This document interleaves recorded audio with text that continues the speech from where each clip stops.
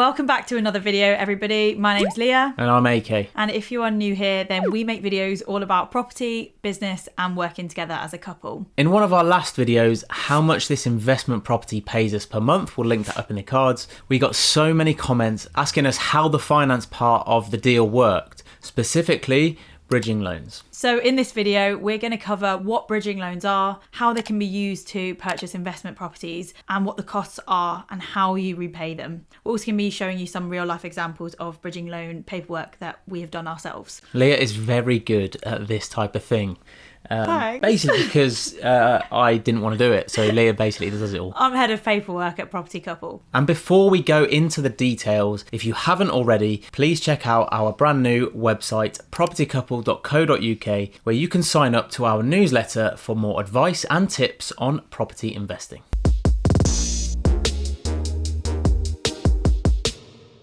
So there's a few different ways you can use bridging. You can use bridging finance for a residential home purchase. You can use it to buy auction properties. You can use it for what we've done, which is like buy-to-let properties, HMO conversions. You can use it for big developments, commercial property, and even for tax bridging if you need some help paying your tax bill. However, today we're going to be focusing specifically on the buy-to-let bridging loans and how they can help you invest in property. So like most of us, imagine that you need some cash and you need it fast. Always. This could be anything from like 50k or less to 25 million. There's bridging companies that will lend you loads. So essentially what bridging is, it's a short-term loan where you borrow the money, use it to do what you need to do, and then you pay it off very quickly. I actually met a broker the other day, not that long ago, and he was like, yeah, we do bridging loans, but the minimum they lend is like 5 million. And I was like, okay. Yeah, Maybe come back to you. Yeah, one day, maybe. We'll see. They are essentially like a financial boost with a repayment period as short as a week or as long as, say, 2 years. And I might add as well that they always want to know what you're using the money for. You can't just contact a bridging loan company and say, I just need a bit more money right now with no plan. They want to know how they're getting that money back. I remember the first time that we actually heard about bridging loans, and we were sat in a classroom in 2019 learning about property. 2018. No, 2019. 18. 19. 18. 18, 19, 18. Who cares? But we were sat in a classroom, basically, right, learning about this stuff. And they were talking about bridging loans. When they sort of explained what they were, and my first gut instinct was like, ooh, like I don't know about those. I'm sort of a bit scared. Like expensive lending, short-term lending doesn't sit well with me. But once we understood how you could potentially leverage them to enhance your life and build a property portfolio, then my mindset, or our mindset, definitely changed on that. So these loans are backed by something valuable that you own. So for example, your home, the equity in your home. Your wife? Yeah. Or, you know, the bricks and mortar in the property that you're going to purchase. And interest on these loans is calculated monthly. We're going to show you some examples of that. And here's a cool tip. The sooner you pay off the loan, the less interest you'll owe. So if you take a 12-month bridge and you complete the project in 6 months, you will obviously only pay the 6 months of interest. And the reason we add that in is because often all of the interest is deducted up front and then you get it back in a reimbursement at the very end of the project. We've been in a position where we've done that, but we've also been in a position where a project has gone on longer than what it should have, and we got to 9 months and we obviously got less of that interest back. So it's all about understanding the numbers, understanding potentially where things could go wrong, and obviously making sure that you've got a contingency in place to account for that. So let's just quickly touch on how and why you would use a bridging loan. We now look at bridging as almost our trump card when we're looking to buy-to-let properties, or even if we were looking to buy a whole portfolio, for example. We're currently working with a trusted sourcing agent who has an 8-property portfolio for sale, and where a bridge could come in very useful to buy the whole thing. Here's the cool part. You can use the equity in your home or in an existing buy-to-let property or the property that you are going to purchase as collateral for that loan. So that essentially means that your assets help secure the deal. And the best thing about bridging loans is that they are really, really fast. So they're quick to arrange. Sometimes you can get illustrations and approvals within days. Yeah, so ultimately bridging can allow you to get into a deal very quickly so you can renovate it and let the property out so that you can start producing an income as efficiently as possible. Or, of course, if if you just want to do a quick flip and you know you're going to be in and out in 12 months, then you can use bridging to get in, and then the sale of the property can pay off the bridge. So what do bridging loans cost? Most of the time, in fact, I say most of the time, every single time, work with a trusted broker, as they are the specialists in this type of products. And brokers will charge a fee that cover a bunch of stuff like searching for the best rates, getting quotes, securing a loan decision in principle, often known as a DIP. And even if you decide to cancel a loan that's already agreed upon, they will sort all that out for you as well. So as AK said, all of the bridging we've done has been through a broker, and we have paid the fees for that. You're about to see some of the expensive fees we have paid for bridging. Let's just bring up some examples here of bridging that we've done. So I'm just going to bring one up. This bridge was actually with LendInvest, a very popular lender, and it's March 2021, so you will have to obviously bear in mind that the fees might be a little bit more expensive now. As you can see in this breakdown, we were looking to borrow £82,500 from this bridge, and the mortgage term here is 12 months. So even though we're calling it a bridging loan, in the eyes of a solicitor, the eyes of an estate agent, it is a mortgage. You are using a mortgage, although lots of investors like to say, I'm paying cash, because maybe bridging is seen as quick cash. So you can play that however you want to play it when you're talking to estate agents, but it is a mortgage, let's be real. So the interest rate that we borrowed, that 82,500, was 0.8%. Now that's per month. So if you do 0.8% times 82,500, you'll get 660. And you can see that there, the monthly payment for borrowing this money is £660 per month. Seems doable, like based on our income at the time, we're like, yeah, £660 per month. But here is the catch. 12 months of that is deducted up front. So 660 times 12 is 7,920 to be specific. That is deducted off of the 82,500. So we don't actually ever see the full 82,500 because they take their full lot of interest up front. Apart from in the beginning, felt so done over. I felt so done over. Hang on a minute. Like they're taking all of that. But I think that's where it's key to really understand that point that you make. It's really important, and make sure that you still have enough funds there to be able to do the deal. For sure. And the deal is that if you are in and out of this mortgage within the 12 months, any of the 660 a month you didn't use gets credited back to you via your solicitor when you do get your redemption fee at the end. What I want to talk about here is this minimum interest charge that you see, 1,980. So if you do 1,980 and you divide it by 660, which is the monthly cost, you get 3. So what that means is that they're not willing to do the deal with us for less than 3 months of interest. It's like not worth their time to make less than 1,980. Fair play.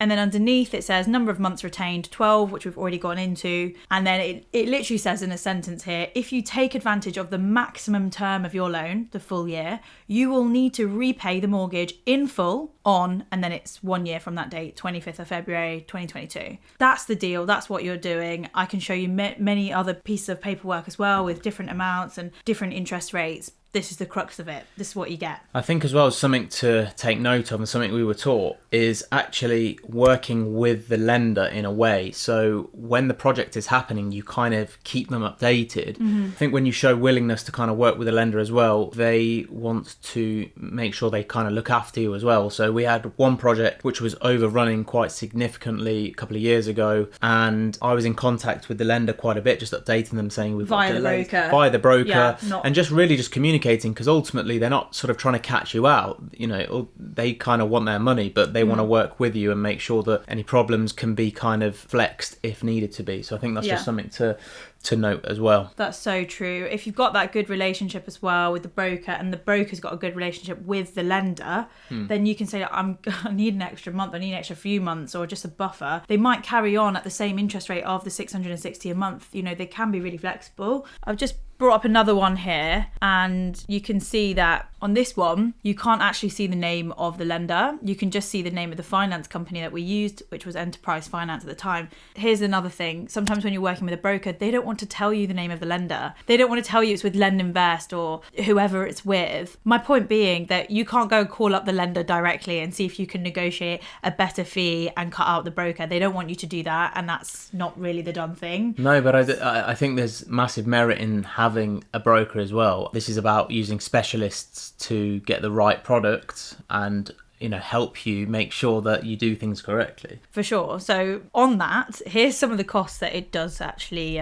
involve. I've just opened up another quote from a bridge for 87,000. So underneath the 12 months of retained interest, it says here, lender's solicitor's fee. So that's TBC. That's going to be deducted from the loan. You have to pay the solicitor's fee for the lender. I know that's crazy. That's just one of the things. Title insurance, £395. That's basically making sure that the insurance document says the lender's name as an interested party. Administration fee, £1,995. These are where it gets a bit crazy. A lender's arrangement fee here of £1,740. And then it says underneath your approximate net loan amount. So that's actually the money you're going to receive after the deductions of the 12 months interest. Can I just say as well, at the beginning I was kind of struggling with all these fees, but after a little bit of experience and stuff, it's just the cost of the money. They have something we don't have. 86 grand. Yeah, which is 86 grand. And so if you want that, here are the terms. This is just part and parcel of property investing and just a cost of borrowing that money. And of course, there might be some negotiation. I remember that once we'd used the same broker quite a few times, we said, about your arrangement fee, is there any way we can work on that a little bit? Can you lower it? And they did. But it's all about conversation. I think the lender's arrangement fee will always be different. The broker's arrangement fee. My current broker, who I use, actually is very, very reasonable now. So it takes a little bit of time to find, someone that I think works well. One more thing I would like to mention is the broker's commission. On one of the mortgages we did with Together Finance, the broker took their commission from the lender. We were not involved in that. 1,640 is the broker's commission, and it said that this is a payment we will make to the broker directly and it will not be added to the loan. So that basically means you don't owe 1,640. We're going to be making that payment to them, but they put it out there so you can see what your broker's making, which I think is quite nice. Yeah, it's interesting because different products and different lenders, and there isn't sort of a one size fits all. Every deal shows me something different. For instance, this one goes title insurance £100, and then you go, well, why was it £300 with the other one? It's hard to argue with. If you want the money, you've got to go through the fees. So those are the examples. I hope that you found those screenshots useful because they're all based on real life bridging loans that we've done. So I think one of the big questions then becomes, how do you repay a bridging loan? We talk about, being able to use a bridging loan to purchase an investment property and start to leverage borrowed money to make us money. How do we then go and pay that back? Before you've even borrowed the money, they will ask you in your bridging application, which you have to fill in, there's loads of paperwork. They'll say, how do you plan on paying this back? If it's a tick box, sometimes the tick boxes will say sale of property, one box might say remortgage, and one box might say other. You have to tell them how you're going to pay it back. Every single time we have used bridging, we have used a refinance to pay off the bridge. So what that means is once the project is done, we get a valuer out to our property to look at our shiny new property and say, it's now worth this. We then get a new mortgage, a buy-to-let 25-year mortgage for that amount, for 75% of that amount, and that money pays off the bridge. That money doesn't ever land into our account. It's all done through the solicitors, and if there's any left over, we receive it at the end. You might have heard of the term BRRR, buy, renovate, rent and refinance, and essentially that is that model. So to demonstrate this in a super simple way, and I caveat here guys that these numbers are just an example to explain how it can work, but imagine you buy a property for £100,000. You have £25,000 as a deposit and you bridge the rest of the purchase, so that's £75,000, in order for you to buy this particular property. Now you are now the lucky owner of this property. You just kind of want to give it a bit of love and renovate it slightly. So let's say you spend £20,000. It's now a beautiful home to a lovely family who rent it out. Now in order to pay off the £75,000 bridge that we owe on this property, we go back to our broker and we tell her that we are ready to remortgage the house, and we ask her to find us the best buy-to-let product on the market. So once we are happy and we have the product locked in, the lender sends a valuer out to value the property on the market because we've brought it from this rundown property and we've kind of added some value to it. The property is now worth £150,000. So we take out a 75% loan to value mortgage on the new £150,000 value. So this means that the lender issues us a new mortgage for £105,000. So we then use this money to pay off the £75,000 bridge that we used to buy it. So that leaves £30,000 left, and that comes into your account and you can then use that to invest into another deal. So just to summarise, here are just a few pros and cons of bridging finance. One of the major sort of pros here is flexibility. They enable you to buy investments without having all the funds necessarily in your account. And if you have the right broker, you can do this very quickly as well. And the other main pro that we like to say about is that there are no monthly repayments like there would be on a normal mortgage. You work out the numbers so that you have enough funds to do the deal when the lender wraps up their interest rate at the beginning in one lump sum fee of 12 months of interest. Obviously, we've said you do get that back, any interest you don't use.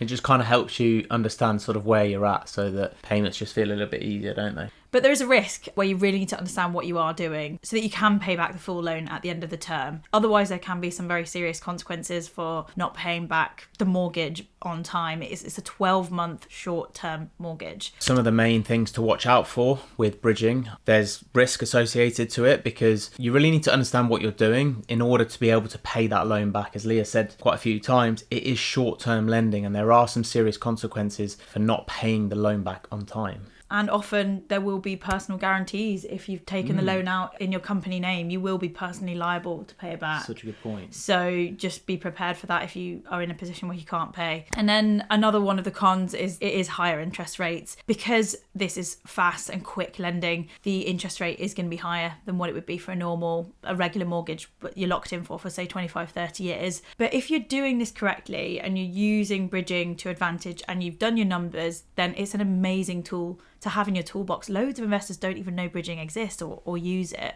I just think if you know about it and you know what you're doing, then it's perfect to use. If you do need any help with this kind of thing, you can check out our website where we're going to be sharing more tips and tricks about property investing and tools that we've used to help us get where we are now. And we've also got mentoring with AK. If you want to check out our website and fill in a mentorship form, he can help you as well, handhold you through a deal. We hope you really liked this video and you got tons of value from it. If you did, please remember to hit that subscribe button and we will see you in the next one. Take care. Bye.